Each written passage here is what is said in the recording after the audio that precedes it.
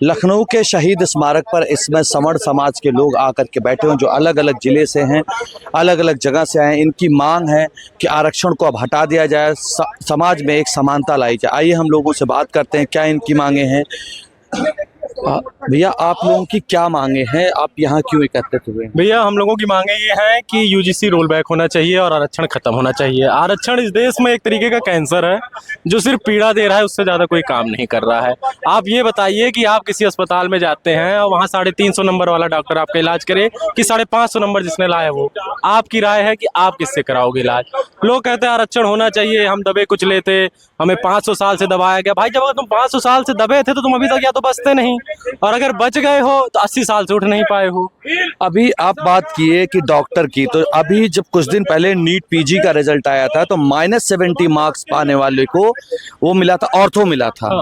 और वहीं पर 300+ पाने वाले को ऑर्थो नहीं मिल पाया था। तो आप समझ लीजिए वो हड्डी ही चटका देंगे तो फिर उनके कुछ आगे तो बात ही नहीं हम कर सकते। आप माइनस मार्किंग में चल रहे हैं। अगर यही चीज आप सदन में कर दो कि नरेंद्र मोदी सिर्फ 100 वोट से जीतेंगे, बाकी अगर ठाकुर साहब है तो 10 लाख वोट लाना जरूरी है। आप एक बार लगा के देख लो, जितने नेता हैं, जितने सदन है, कुर्सी छोड़ के भाग जाएंगे, क्योंकि उनको पता है कि यहाँ आरक्षण आ गया, यहाँ दबा कुचला बैठ गया, और जो दबा कुचला उसको सच में नहीं कुछ मिल रहा है। आप चंद्रशेखर आजाद की बात करते, क्या है वो? हैं क्या वो? MP बने हैं, धरना दे रहे हैं कि बैठे पर लगा के पतीला बैठे हैं कि हाँ खाएंगे नहीं पिएंगे। कितना खा रहे कितना पी रहे कौन देख रहा है? और वो अपने ही समाज का नहीं उत्थान कर पा रहे हैं। समर समाज के बच्चे की क्या गलती है भाई? एक स्टूडेंट की क्या गलती? मैं स्टूडेंट हूँ, आप कहते गर्व से कहो हम ये हैं हम वो हैं, हम कह देते हैं तो फिर ये होता कि नहीं भैया जाति सूचक गाली है। आप ये चीज अपने जाति आधार पे लगवा रहे हैं, वहां कोई दिक्कत नहीं है। हमने कह दिया कैंपस यूजीसी का क्या है कि कैंपस में, और इसका इतना दुष्प्रभाव सामने आएगा कि समर समाज के बच्चे एक दिन डरेंगे।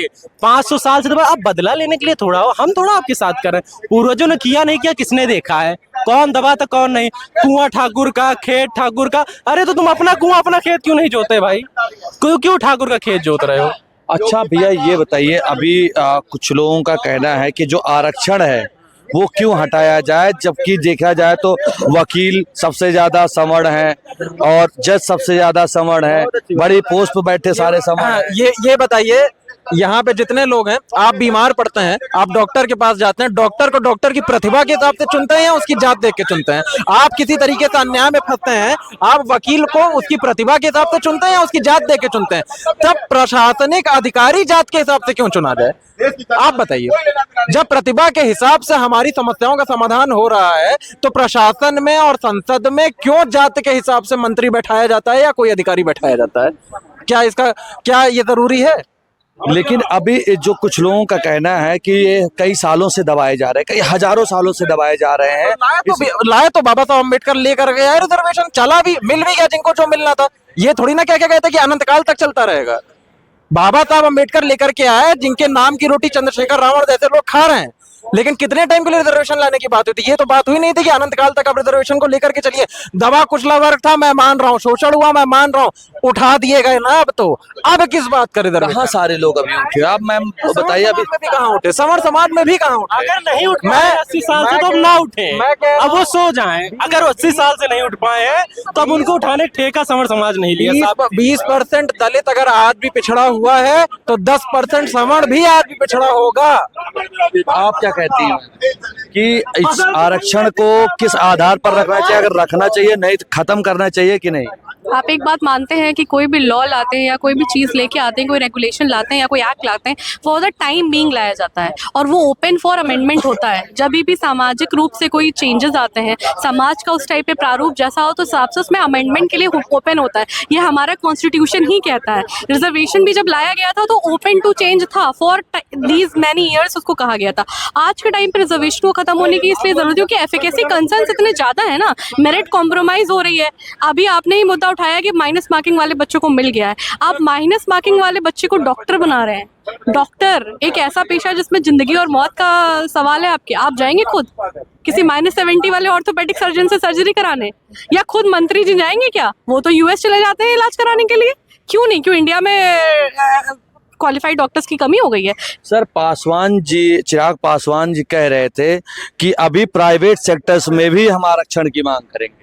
ऐसा है, चिराग पासवान जो है वो पहले ये कबूल कर लें कि वो स्त्रियों को पसंद करते हैं कि पुरुषों को, वो पहले वो डिसाइड कर लें, प्राइवेट सेक्टर पे बाद में जाएं।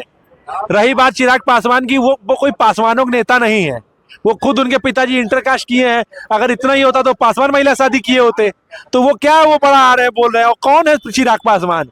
बिहार के एक छोटे से दल के छोटे नेता है, बस गठबंधन में आ गए तो बड़ा बड़ा बोलते हैं। सर, चिराग पासवान जी कहे हैं कि अभी प्राइवेट सेक्टर में भी आरक्षण की हम मांग कर। अभी तो उनका यही नहीं तय है कि पहली माँ के दूसरे माँ के, उनकी माँ शायद ब्राह्मण है, कैसे बराबरी चाहिए उनको? अच्छा, अभी चाहिए उनको आरक्षण? गजब टाइप की बात है। आप लोग पता नहीं कहाँ कहाँ कभी चंद्रशेखर रावण नाम ले रहे हैं, कभी चिराग पासवान नाम ले रहे हैं। चंद्रशेखर रावण ने कहा है कि अगर आरक्षण हटेगा तो पूरे देश में हम आग लगाएंगे। भाई मैं बहुत स्पष्ट बता दूं, मेरी बात सुन लीजिए। जैसे वो लोग आजकल सोशल मीडिया बहुत आसान हो गया, निकलेंगे बताएंगे तुम मुगलों से मिल गए, तुम अंग्रेजों से मिल गए। तो मेरा उनसे एक सवाल है कि जब हम मिल गए थे तो तुम्हारे खून से क्या चिनाब, ब्यास, गंगा, यमुना, सरस्वती, राप्ती सब खून की नदियां बह रही थी क्या? पहले अपना देख लो तब हमसे बात करना। चंद्रशेखर आजाद की कम्युनिटी के लोगों को सबसे आगे लाइन में खड़ी कर दो, गोली खाने के लिए। रिजर्वेशन जहाँ पे नहीं है, आरक्षण चाहिए। पूछे क्यों? हम लड़के मर गए। ब्राह्मण बेचारा, उसको तुम खुद ही कहते हो सुदामा है, दान पे खाता था, तो हमको क्यों नहीं चाहिए? नहीं, मोदी जी सरकार के इस समय जब से बने कह रहे हैं कि हम सबका साथ सबका विकास चाहते हैं। नहीं, कौन मोदी जी? हमारे यहाँ पान वाले जितने सब मोदी हैं। नहीं, नरेंद्र मोदी जी देश के प्रधानमंत्री कहते हैं हम सबका साथ सबका विकास करते उनकी हैं। बात का क्या विश्वास कर ले हम? 8 जगह पैदा हुए देश में, 8 जगह। कलकत्ता पैदा हो जाते हैं, राजस्थान पैदा हो जाते हैं, बनारस पैदा हो जाते हैं। आप उनकी बात पे विश्वास करने कह रहे हैं? आप बताइए, सोचिए। वो 94 में जो है क्या कहते हैं, वो सामान्य रहते हैं, फिर वो बैकवर्ड हो जाते हैं, फिर दलित हो जाते हैं, फिर महादलित हो जाते हैं। और उनकी चाय की दुकान भाई साहब आज तक हम लोग नहीं ढूंढ पाए। और देश के पहले प्रधानमंत्री हैं जो अपने आप को बताते हैं कि हम दबे कुचले हैं। देश के पहले प्रधानमंत्री। यही तो इस देश की विडंबना है कि यहाँ की राष्ट्रपति जो है आदिवासी समुदाय से आती है और कहती है मेरी सरकार दलितों का, शोषितों को, वंचित की बात करेगी, हम लोगों को नहीं गिनती है। ठीक है, और प्रधानमंत्री तो बचा ही चुके हैं। प्रधानमंत्री जी दलित, पिछड़ा, अति दलित, अति नीच सब हो चुके हैं। तो देखिए, ऐसा ही वोट बैंक की राजनीति उनको करनी, हमको नहीं करनी। हम लोग उस परंपरा से आते हैं जो समाज का नहीं, वो अपने बाप का नहीं, जो साला अपने बाप का नहीं और राष्ट्र का कभी नहीं हो सकता। सर, लेकिन आपका ये जो कानून मांग रहे हैं का पास कौन करेगा? नेता तो करेंगे, नेता आपके साथ खड़े जब नेताओं की औकात घट गई है, सदन में चर्चा नहीं कर सकते, तभी तो सड़क पर चर्चा करने उतरे हैं। ये बताइए, जो रोड पे जो आप देखिए, समण समुदाय के लिए इस समय मंत्री कितने सारे बड़े भरे पड़े हैं, और ये डिप्टी चीफ मिनिस्टर भी हैं। चीफ मिनिस्टर कोई आपकी ये सब बात मत करिए। ऐसे तो बहुत तमाम युवा नेता हैं, चले जाइए पोलों पे लटके होंगे लखनऊ में। तमाम युवा नेता पोलों पे लटके हुए हैं हमारे समाज के। अपने प्रदेश अध्यक्ष और राष्ट्रीय अध्यक्ष के सम्मान में पोल पे लटक जाते हैं हर बार वो लोग। तो वो सब बात नहीं करना। हम लड़ाका कौम है, हमको लड़ना आता है, हम लड़ लेंगे। कोई साथ दे। महाराणा प्रताप के संग भी सारे राजा साथ नहीं थे ना, तभी लड़े। स्वाभिमान का प्रतीक माने जाते हैं। तो इस तरह ये सब व्यवस्था में हम लोग नहीं फंसने वाले। हम जितने हैं उतने ही काफी। अगर यहाँ नहीं मानी सरकार तो आपका अगला कदम क्या होगा? अगला कदम राष्ट्रीय राजधानी दिल्ली। दिल्ली तो देख रहे हैं, जंतर मंतर पे माल लाठी बिछा दिए, खून गिरा दिए। किसको मार दी? जो छात्र गए थे उनको। अरे हम भी ढूंढ रहे हैं उसी तरीके से आधा कपड़ा पहनने वालियों को, और आदमी के रूप में, मतलब लड़कियां बन के लड़के पहुंचने वालों को, क्योंकि हमको मालूम है कि सरकार अश्लील लोगों से हार जाती है। तो हम भी व्यवस्था में लगे हुए हैं अश्लील लोगों को ले जाए। हमारी भुजाओं में चूड़ियां नहीं है, हमारी भुजाओं में तलवारें ही हैं। तो सरकार ये ना सोचे कि लाठी चार्ज या उन चीजों से हम लोग डरने वाले। उल्टा सरकार को समझना चाहिए, ये देश हमारे बाप दादाओं ने बनाया है। ये देश अंबेडकर ने नहीं बनाया, गांधी ने नहीं बनाया है, वो लोग बाद में आए हैं। ये देश हमारे बाप दादाओं ने बनाया है, और सरकार भी हमारे बाप दादा बनाए हैं। संघ को हमारे बाप दादा ही स्थापित किए हैं। लाठी खाते थे संघी गली गली, ये औकात नहीं थी इनकी। जब आते थे यहाँ यूपी में प्रचार करने, बिहार में प्रचार करने, लोग दौड़ा दौड़ा के मारते थे, हम ही बैठाए। और जो हाथों में शक्ति है राज तिलक करने की, उन्हीं हाथों में शक्ति है सर उतार लेने की। भारतीय जनता पार्टी सवर्णों की पार्टी हमेशा कही जाती रही है कि सवर्ण है, लेकिन जब से वो बनी सबसे पहले आपके ऊपर यूजीसी हिट हो। ये हमारा बहुत स्पष्ट है ना। इधर उधर की बात मत कर, केवल ये बता काफिला लूटा कैसे है। रैजनों से सवाल नहीं, तेरी रहबरी का सवाल है।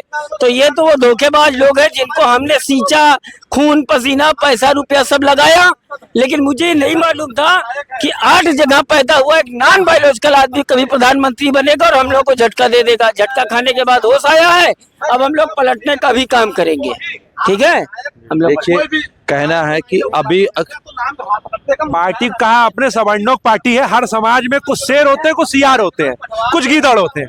तो ये सियार और गीदड़ों की पार्टी है, शेरों की पार्टी नहीं है।